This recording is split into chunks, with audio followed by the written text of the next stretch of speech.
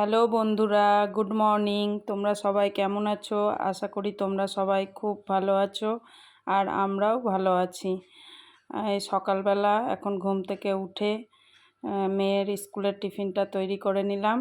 মেয়েকে টিফিনে দিয়েছিলাম পাস্তা আর একটা মিষ্টি।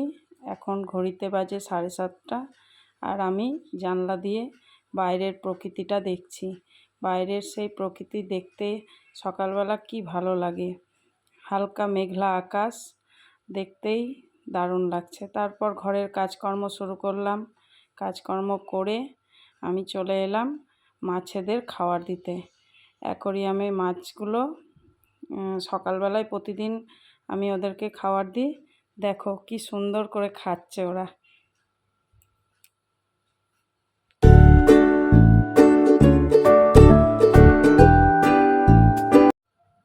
বলো তো আমার অ্যাকোরিয়ামে কতগুলো মাছ আছে আর কি কি মাছ আছে। তারপর আমি নিজের জন্য 1 কাপ চা বসিয়ে দিলাম আর হাজব্যান্ডের জন্য দুধ গরম করে রাখলাম। এবার আমরা চা খাবো। আর এদিকে হাজব্যান্ড বাজারে গেছিলো, বাজার থেকে চিকেন নিয়ে এসছে। তো আমাকে তো তাড়াতাড়ি রান্না করতে হবে, তাই জন্য হাজব্যান্ড একটু হেল্প করে দিচ্ছে, পেঁয়াজটা কেটে দিচ্ছে। তারপর কড়াইয়ে তেল দিয়ে আমি প্রথমে বসিয়ে দিলাম কাঁকরোল ভাজাটা। কাঁকরোল ভাজাটা করে তারপর চিকেনটা করব।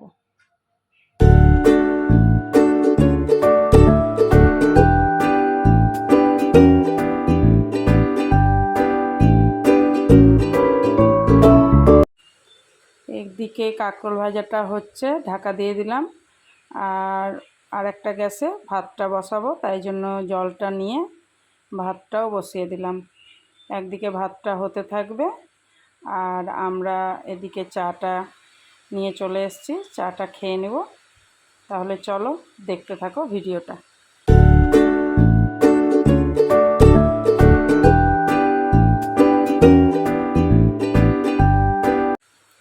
আমার কাঁকরোল ভাজাটা হয়ে গেল। কাঁকরোল ভাজাটা নামিয়ে দিলাম, দিয়ে কড়াইয়ে তেল দিয়ে এখন মাংসটা বসিয়ে দেবো। তাই জন্য কড়াইয়ে তেল দিয়ে প্রথমে তেজপাতা আর গোটা গরম মশলা দিলাম।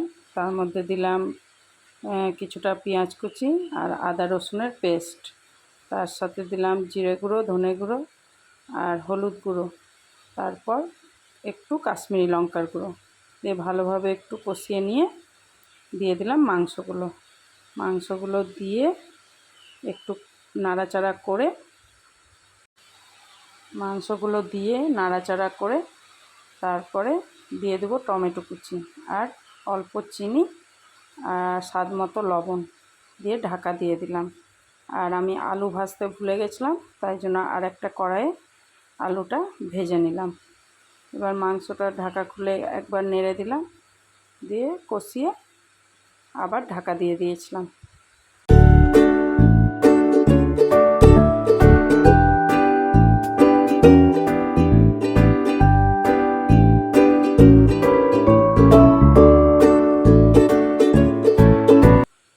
দেখতেই পাচ্ছ মাংস রান্নাটা হয়ে গেল। আমি একটু গরম মশলা দিয়ে দিয়েছিলাম, দিয়ে গ্যাসটা বন্ধ করে দিয়েছিলাম। কি ইয়াম্মি হয়েছে না মাংসটা, খেতেও খুব ভালো হয়েছিল। আর এদিকে হাজব্যান্ডের জন্য থালাটা সাজিয়ে নিয়েছি, একটু সাজিয়েই দিলাম কাঁকরোল ভাজা, বড়া ভাজা, পেঁয়াজ আর মাংস দিয়ে ও খেয়ে ডিউটি চলে গেল। তারপর আমি আমার জলখাবারটা নিয়ে বসলাম। আমি আজকে জলখাবারে খাবো কাঁঠাল আর এদিকে মুড়ি চানাচুরটা মাখিয়ে নিলাম। কার কার ভালো লাগে বলো কাঁঠাল দিয়ে মুড়ি খেতে। তারপর খাওয়া দাওয়া সেরে আমি রান্নাঘরের সব কাজ পরিষ্কার করে নিলাম।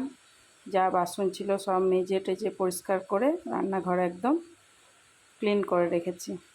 তারপর আমি এবার যাব স্নান করতে।